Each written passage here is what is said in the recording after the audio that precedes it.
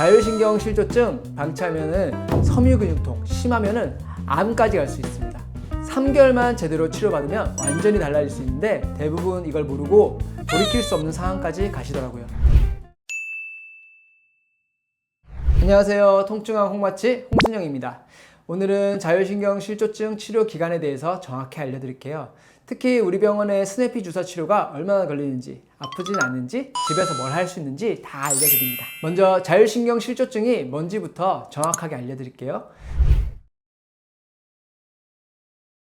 우리 몸에는 자율신경계라는 게 있는데 이게 교감신경, 부교감신경으로 나눠 있어서 우리가 의식하지 않아도 심장박동, 호흡, 소화, 체온 조절 같은 거를 다 해줍니다. 그런데 이 균형이 깨지면 어떻게 될까요? 특히 교감신경이 과도하게 긴장이 되게 되면 혈관이 수축하게 되고 혈액순환이 제대로 이루어지지 않게 돼요. 그래서 여기저기 문제가 생기는 거죠. 그 두통, 어지러움, 소화불량, 생리통, 만성피로, 병원 가서 검사해도 특별한 이상이 없고 그리고 몸은 계속 아픈 거예요. 제가 보는 환자들 중에 원장님 저 정말 아픈데 병원에서는 스트레스 때문이라고만 하고 약만 줘요. 이런 분들이 정말 많습니다.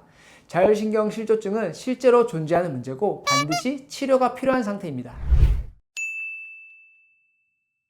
그럼 이걸 왜 치료해야 되는지, 그리고 방치하면은 어떻게 되는지 실제 사례를 한번 들어서 설명해 볼게요. 첫 번째로 난치성 통증으로 더욱 발전할 수 있어요. 처음에는 가끔 오는 두통이었다가 나중에는 매일 먹어도, 진통제를 먹어도 듣지 않는 만성 두통이 되는 경우가 많고, 처음에는 여기 아팠다가 저기 아팠다가 하다가 나중엔 전신까지 다 아픈 섬유근통이라는 난치성 질환으로 발전하는 경우들이 종종 있습니다. 실제로 저희 병원에서는 20대 초반부터 디스크 수술 여러 번 받고 우울증까지 겪던 분이 계셨는데요.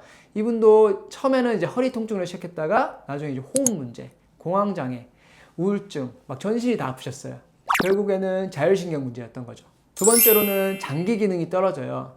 자율신경은 결국 장기로 가는 혈액을 적재적소로 공급하는 신경인데 이게 기능이 망가지게 되면은 그 해당 장기로 가는 혈액순환이 나빠져서 그 조직으로 가는 산소와 영양분이 부족해집니다.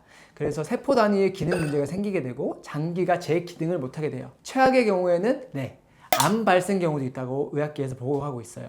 세 번째는 뇌 기능에 문제가 생깁니다. 요즘 브레인 포그라고 들어보셨나요? 요즘 젊은 층에서 꽤 많이 생기는 문제인데 머리에 안개가 낀 것처럼 멍하고 집중이 안 되고 기억력이 떨어지는 증상이에요. 뇌로 가는 혈액순환이 안 좋아져서 생기는 건데 이게 검사에선 나오지도 않아요. 인지 기능이 점점 떨어지고 보통 우울증도 같이 동반돼요. 그리고 사회생활도 힘들어지기 때문에 몸뿐만 아니라 사회적으로 큰 문제가 생길 수 있습니다.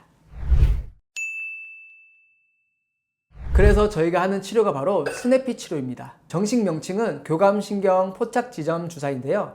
이게 일반적인 신경 차단술하고는 완전히 다릅니다.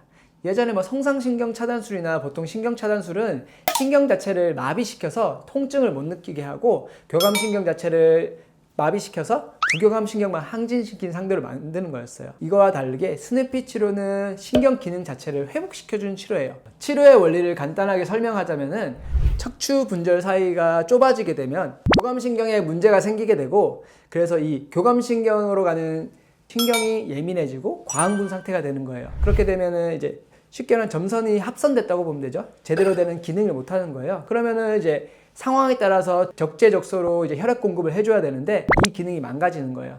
그래서 어떤 장기는 기능이 떨어지고 어떤 장기는 과흥분돼 있고 그러다 보면 몸에 이제 교감신경이 고장이 나게 돼서 항상성이 깨지게 되는 거죠. 신경을 압박하는 부분들을 주사를 해서 이것을 풀어서 회복을 시키게 되면은 신경이 회복되고 그 신경으로 인해서 이제 압박받는 장기들까지 회복되는 그런 원리입니다. 제가 이 치료법을 처음 접하게 된 건 통증의 원리에 대한 통찰이라는 책을 보고 알게 됐어요. 이 책에 처음 스냅피를 접하게 됐습니다. 이 책에는 다양한 케이스들이 나와 있는데 이걸 읽고 이 원리에 대해서 보면서 세상에 이런 게 있다고? 이렇게 느꼈어요. 의대 대학 6년과 인턴 레지던트 기간 동안 배웠던 이제 교감신경은 치료가 되지 않는다. 이거는 관리하는 병이다. 이런 저의 상식이 완전히 깨지는 순간이었죠. 이게 다 치료가 되고 실제 완치되는 케이스들을 보면서 이거는 꼭 배워야 된다. 통사 아카데미에서 성정원 선생님께 직접 배웠고 4에서 5개월 동안 매주 엄청난 숙제량과 그리고 이제 주말마다 워크샵 1박 2일 워크샵을 통해서 실제로 주사를 다 해보고 다 맞아보고 그리고 계속 공부하면서 또 케이스를 계속 다양한 케이스를 쌓고 서로 공유하면서 많은 걸 배우게 되었습니다. 많은 분들이 주사 치료라고 하면은 스테로이드 걱정을 하시는 분들이 많아요. 스네피 주사는 스테로이드를 전혀 사용하지 않습니다. 생리식염수와 5% 포도당 용액만 써요. 포도당이 왜 들어가냐고 하면은 일반 생리식염수보다 주사의 통증이 약하고 포도당이 공급되면서 이제 근육들이 회복할 수 있는, 그래서 5살 아이도 임산부도 안전하게 맞을 수 있어요. 주사 맞는 게 얼마나 아픈지 좀 궁금하시죠? 그 환자분들 말씀 그대로 전해드리면 따끔해요 하시는 분도 있고 뻐근하다는 분도 있고 예방접종보다는 안 아프다 이렇게 표현하세요. 일반 주사기에 달린 바늘로 맞는 거고 깊은 근육까지 들어가니까 약간 뻐근한 느낌은 있지만 참을만 합니다. 주사 맞는 것보다 제가 주사 맞은 부위 이제 마사지로 풀어드리는데 그게 훨씬 아프다고 하세요. 그래도 저는 이제 환자분들 빨리 낫기 위해서 그리고 주사 이후에 그 통증도 없애기 위해서 마사지를 꼭 해드리는데 그래야 훨씬 더 효과를 볼 수 있습니다. 또 재밌는 건 주사 맞고 나서 반응인데 맞자마자 코가 좀 뻥 뚫렸어요. 머리랑 눈이 밝아졌어요. 숨이 잘 쉬어져요. 이런 분들도 되게 많으세요. 저희 PD님도 제가 만성 불면증이었는데 주사 맞고 그날 바로 14시간 주무셨대요. 네, 이게 바로 자율신경이 정상화되면서 나타나는 반응이에요. 교감신경이 이완되면서 부교감신경이 활성화되는 거죠. 그리고 막혀있던 혈류나 그 신경이 풀리면서 정상적으로 기능이 돌아오는 거죠. 증상이 심하셨던 분들은 몸이 너무 나른해져서 하루 종일 주무시는 분도 간혹 계세요. 그런 분들은 이제 몸이 회복되는 과정이기 때문에 꾸준히 치료하면 정상적으로 몸이 돌아오실 수 있습니다. 이제 중요한 치료 기간이에요. 일반적으로 3개월을 잡고 치료해요. 10회 전후로 치료받으면 되는데 보통 초반에는 주 2회로 시작해요. 증상이 좋아지시면 주 1회, 또 더 좋아지시면 2주에 한 번 이런 식으로 해서 3개월 스케줄로 진행하게 되고 환자 컨디션에 따라서 아니면 일정에 따라서 주 1회씩 맞으시는 분들도 계세요. 꾸준히 치료하시면 좋아지니까 일단 3개월 정도 잡고 치료하시면 좋아집니다. 그리고 만성적인 경우나 증상이 많이 심하신 경우는 시간이 조금 더 걸리실 수 있어요. 이런 분들은 한 번 치료로는 효과가 오래 가지 않고 꾸준히 반복된 치료를 하게 되면 이 치료 효과가 점점 누적이 되고 점점 오래 유지되고 결국엔 완전히 좋아집니다.